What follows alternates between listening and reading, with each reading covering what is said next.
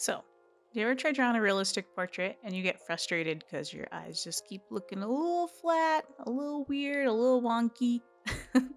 Well, in this video, I'm going to go back to some anatomy basics for eyes and eyebrows. I'm going to show you how to break down parts of the eyes and brows to make things a little easier when drawing them. So, I'm going to be sketching digitally in Rebelle 6 Pro for this video, but the stuff I'm going to talk about can be applied to any medium. So I have a reference of an eye here, and I'm going to quickly go over different parts of the eyebrow and the eye and what they're actually called. That way when I reference them while I'm drawing, you'll know what I'm talking about. So I'm going to do a quick outline over our reference photo for the eyebrow here. Sketch the under part there. So this part of the eyebrow is called the head or the front. The part of the eyebrow where it's highest and changes angles, that's going to be the peak of the eyebrow. And at the end here, we have the tail of the eyebrow. And lastly, this angled shape underneath the peak, that's the arch.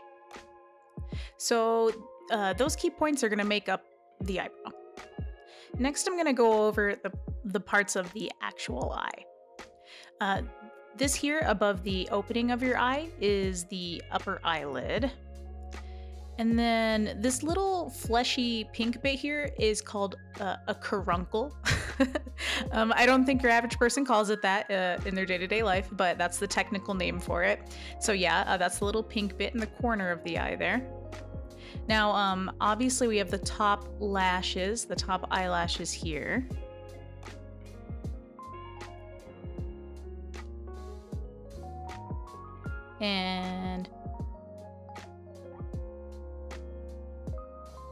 And that colored part of your eye here is called the iris.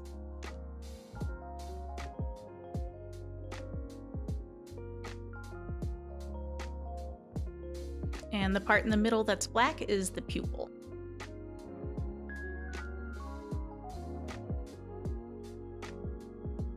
Okay, we're gonna go down here to the bottom of the eye. Now, this little ridge right here, the part that's right up against your eye, I don't know the actual technical name for this is, but if you're familiar with eye makeup, you'll hear this referred to as the waterline. And then we have the lower lashes. And then down here underneath the waterline and lashes, you'll have the lower eyelid.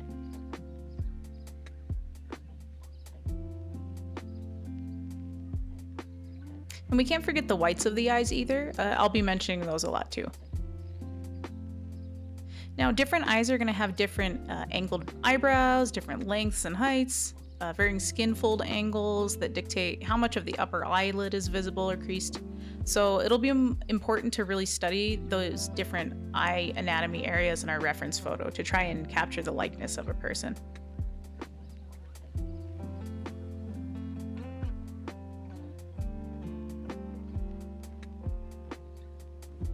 So let's go ahead and do some practice sketches.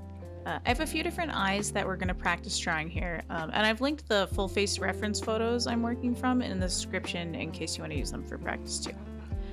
So when you're drawing the eye area, it's important to pay attention to both the eyebrow and the eye together. They're so close that they pair up to kind of be one item. They're like a set, honestly. So the distance and relationship between them is what's really going to help you in your drawing to capture a likeness. I'm going to start on her right eye here. And remember, as you start to pay attention to the angles you see, draw what you see, not what you think an eye is shaped like. I normally like to start with the actual inner part of the eye, the actual opening of the eye. Then I can build out on the rest of the eye pieces based off of that.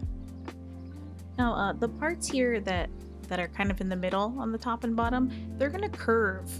Both of those are going to have some curve to them. Some people are going to have more curves than others, but that's the part of the eyelids that wraps around the actual eyeball. So that's going to be important to make sure you show that.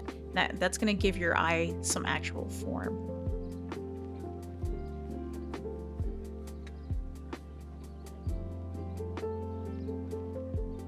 And And you can keep tweaking and adjusting as you work on it. I do my best to keep correcting my angles here as I sketch. I can tell mine aren't quite right yet. I mean, you don't have to be perfect your first mark, you know? I mean, that's a lot of pressure, so don't put that pressure on yourself. And now that I have this base eye shape in, now we gotta add the caruncle. We can't forget the caruncle. And then we're gonna move right into the part on the bottom where we're gonna start to add the waterline in. And so the waterline really helps to give the eye that more 3D appearance because it shows that the lower eyelid actually has a thickness to it. You know, like it's not just a flat piece of paper up against your eye. There's thickness to it. Now I'm adding her iris in. Now the thing to pay attention to with the iris is where the iris is or isn't touching along the top eyelid and down on the waterline. So see, for mine, I need it to be a little bit bigger because in the reference, it's touching a little bit down by the waterline. And because I need to change the position of the iris a little bit, let me readjust my waterline too.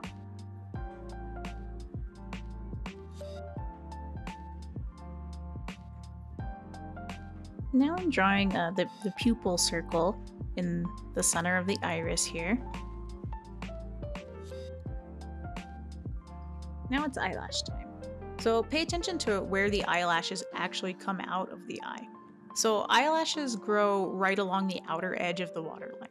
For those top lashes, you can't see the waterliney area from this angle, but you just draw them coming out from underneath the edge a bit. Something people do a lot when just starting out drawing eyes is that they'll draw lashes a little too individually, but they'll look more natural if you kind of do them in little chunkies like this. So little eyelash clumps. Like if you look at the reference photo and you squint your eyes a little, the eyelashes turn into more of a solid mass with just some individual ones being noticeable here and there.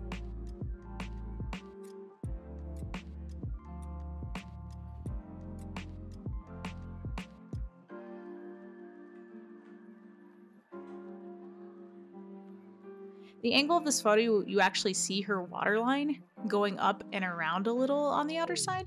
So we'll make sure we add that in. You don't always see that depending on the angle you're looking at someone. So just pay attention to that when you look at the reference.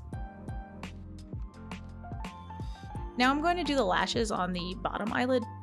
So you'll notice they curve out and down right along that outer edge of the waterline. So just doing some little clumps again.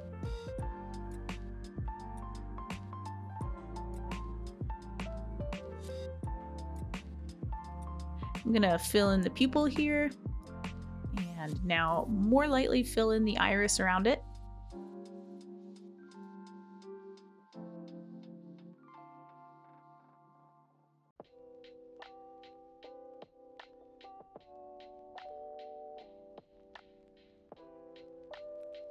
Now notice this little area near the caruncle at the bottom.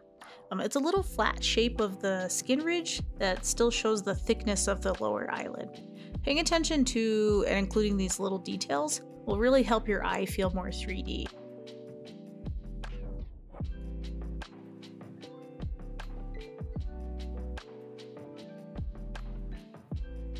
Gotta still fix my angle here. Remember again, you don't have to be perfect. Just keep adjusting as you work if you need to. I mean, that's all part of practicing. One thing to keep an eye on is the negative space you see in the whites of the eyes. So if you just traced an outline around the white areas of the eyes only, they kind of make a shape. So like this one on the right kind of looks like a squished crescent moon. And my moon shape is not as long and squished as it looks like in the reference. So I can alter it to try and match that better.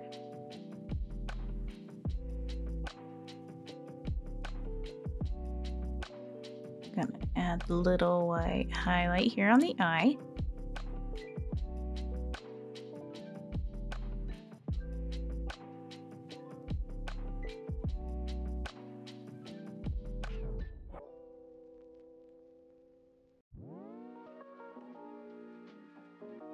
So now a tip that's going to make this eyeball actually feel like it's 3D and inside the face is to pay attention to the shadows on the whites of the eyes. So you'll notice the shadows wrap around the shape of the eyeball too.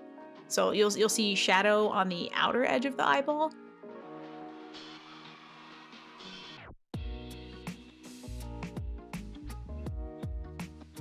And then you'll see a shadow here on the inner edge. And you get shadows within the caruncle area too, so don't forget about that. And a finishing touch, even though you can't see it super strong, if you look right here at the top of the eyeball, right underneath of the eyelash line, you have a little bit of shadow here too. Adding that's gonna really help sell that the eyeball's actually set within the face a little better. So put a little bit of shadow all the way across the top there.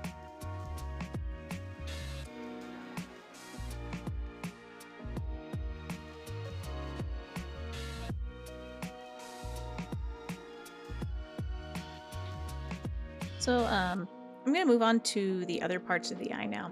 And a reminder to pay attention to those angles. So if you find yourself struggling a little while you're doing this, don't think of the eye as an eye again. Like break pieces of it down into simpler shapes and lines, like the whites of the eyes here, and try and draw those shapes. Like you can kind of trace around them and figure out what they look like and try to replicate that in your drawing.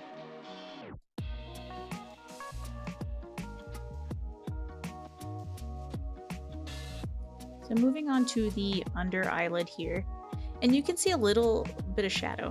So be soft and light with the lines around the eyes, because these creases generally aren't super hard dark lines. You know, they're just soft shadows, little indents.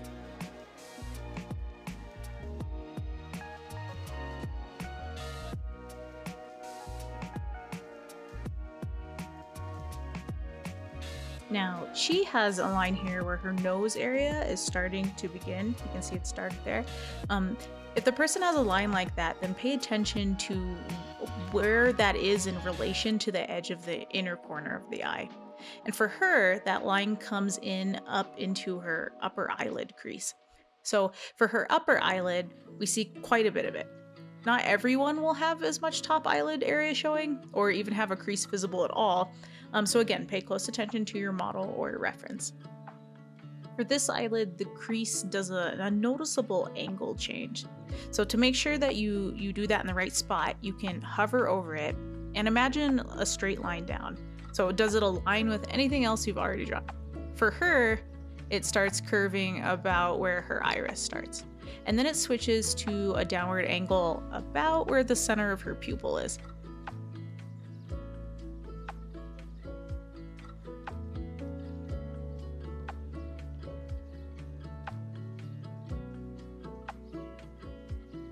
Noticing that the white of the eye cuts underneath a little more right here.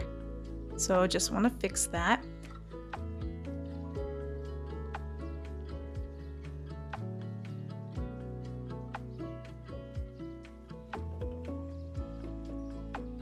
As you're getting more of the eye done, you can start to add in shadows where you see them. It'll make a huge difference in the realism because it helps a flat drawing seem like it actually has form.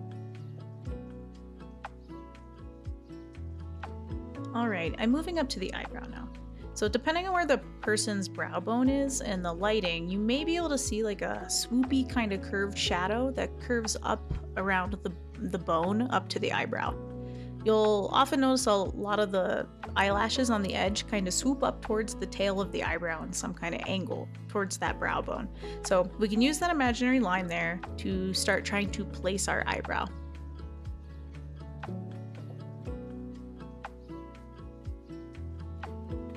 Now we'll come over here to the head of the eyebrow. And I can see the head of the brow comes out a little bit further than that nose edge line. So you can start blocking things in a little bit. Now, where does the bottom of the eyebrow start? Well, always pay attention to the relationship between things in your drawing to get placement more accurate. So when you look at the reference, how much space is between the upper eyelid crease line and the bottom of the eyebrow? So I can see that the distance between her eyelid crease and the bottom of the brow is a small distance, and it's smaller than her actual upper eyelid height.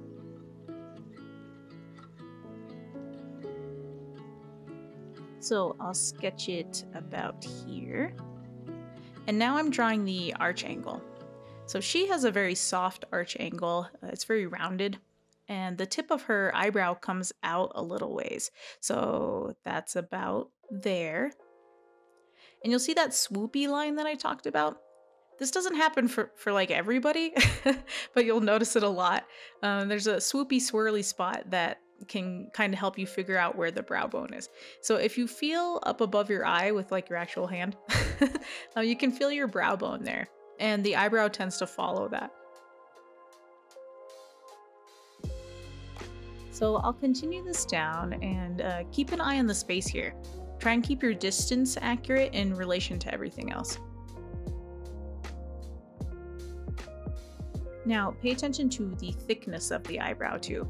Her eyebrow isn't super thick or super thin anywhere. It's pretty consistent throughout, I'd say.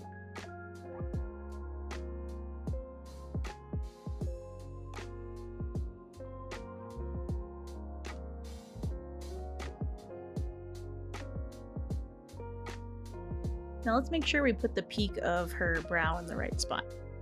So in the reference, find the peak and do that imaginary line down and see if it lines up anywhere. So this is how you can keep your proportions more accurate. For her, the peak comes a little bit before the outer edge of her eye.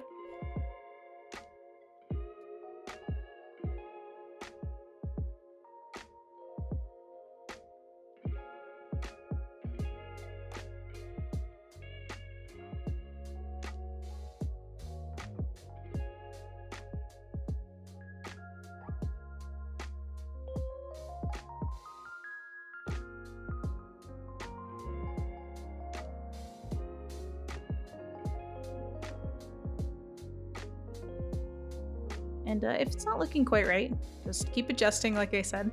I probably have too strong of an arch here, so I need to adjust that angle.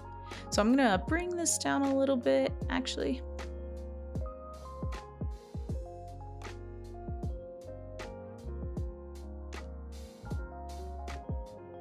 Because pay attention to this negative space shape underneath. It doesn't have a big, round, sharper top angle, right? It's more gently curved.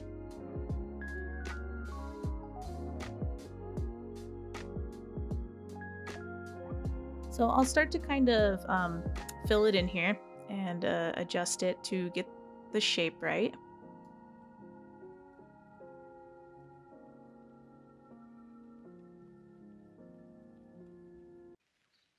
Finally, I will go in and add some shadow and tidy up my lines better.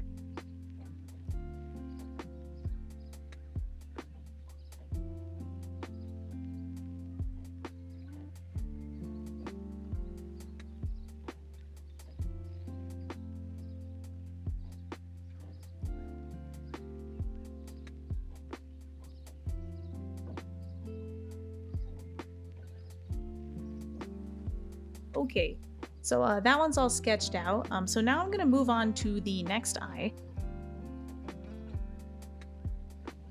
gonna start sketching her right eye as well. I won't chime in as much on these next two sets of eyes too often because my process is gonna be the same as the first eye where we did everything very step by step. I'm going to start with that inner opening around the eyeball, just like last time, because having that shape really helps me build out the rest of the puzzle pieces more easily.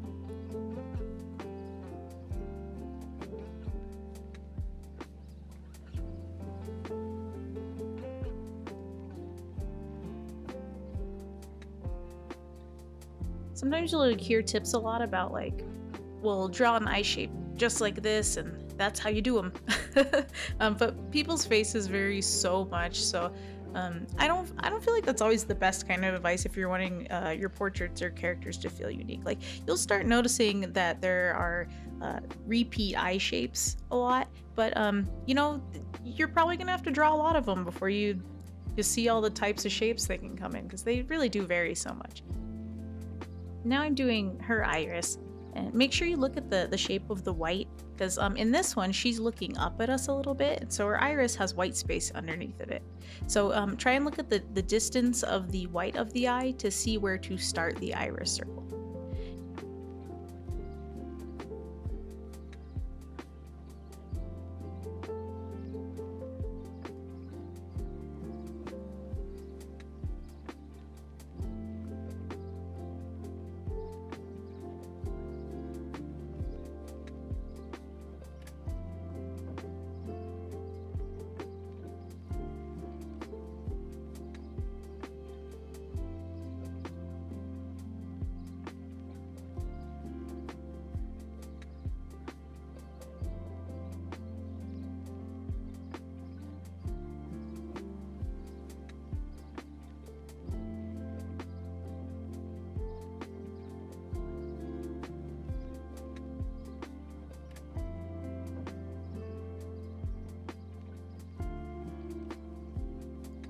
Here you're going to want to be careful because sometimes the shadows on the whites of the eyes might create an illusion that the eyelashes are actually further down than they actually are. So be sure to look closely at the reference to see what's actually lashes versus shadow. I have the caruncle too far out here, so I'm just moving it in a little closer.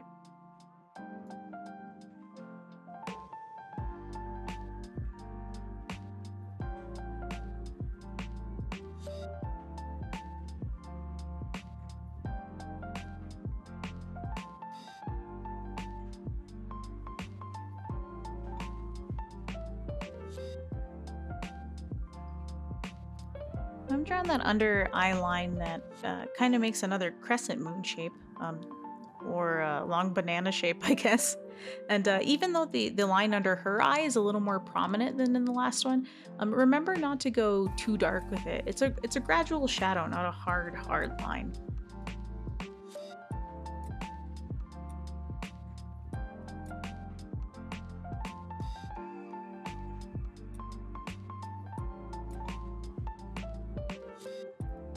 Now I'm gonna do that upper lid, and her upper lid line stays about an even distance away from the top of her eye the whole way across. No sharp angle changes there for her eye like in the first eye.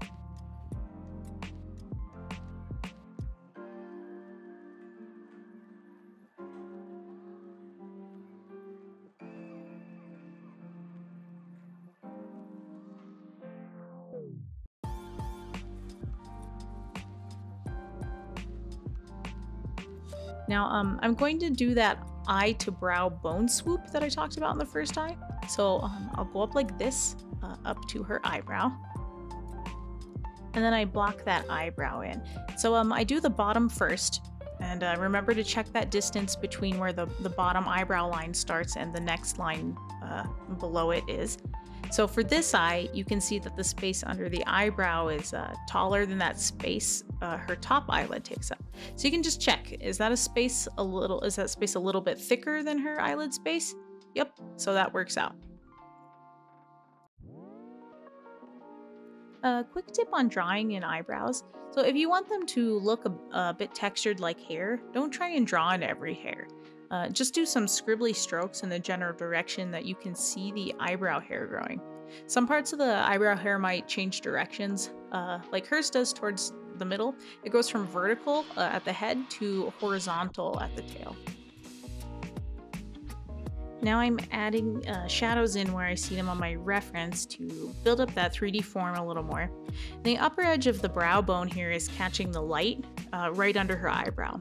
And then as the bone starts curving under, it's creating that shadow shape below her brow bone. So let's add that in.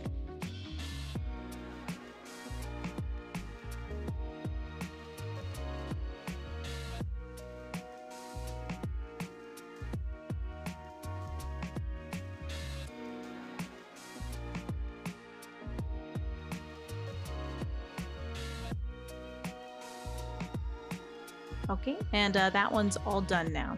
So now we're going to move on to the final practice eye. For her eyes, the skin by her upper eyelid folds over on the top, starting near the caruncle. So this kind of eyelid crease fold is called an epicanthal fold. So pay attention to where the crease of her upper eyelid starts. It'll be a little different than the previous two eye shapes we did. And she also seems to have some dark eyeliner in this picture. Sometimes makeup can make lines in the eyes feel a little trickier to find, but you can still pick out the shapes if you look closely. So like always, I'm starting on the inner eye shape. Now the lines by her caruncle are more sharp and angled than our first two examples. You can see that the lines tilt downwards more sharply.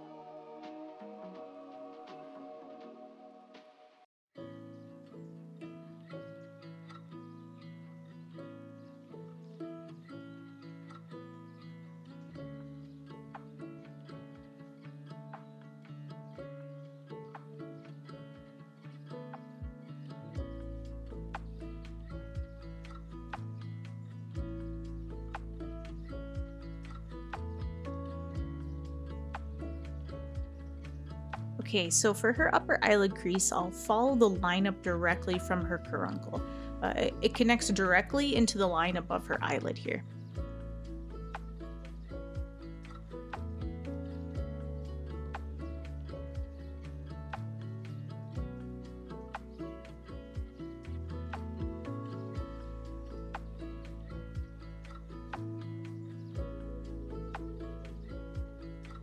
I'm drawing the eyeliner shape in now, and then finishing up the top eyelid crease.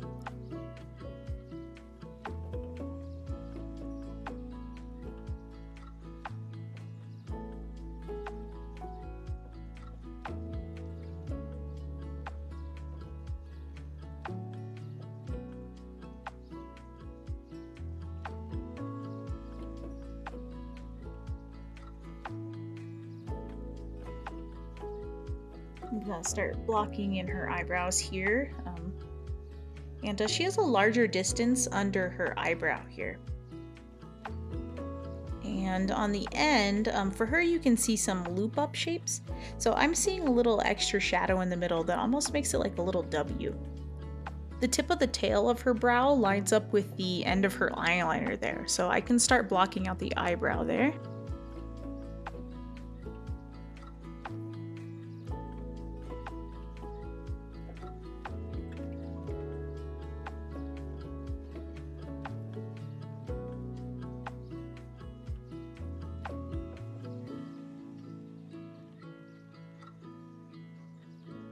Well, that's the last eye finished. Hopefully you got something out of this. You feel a little more confident. I mean, you know, even though there are so many different eye shapes, it's not too complicated when you start breaking them down and draw things out in reference to other parts you've already created. Well, that does it for this video, and if you have any other facial features for portraits you'd like me to break down, any trouble areas that you have, let me know down in the comments.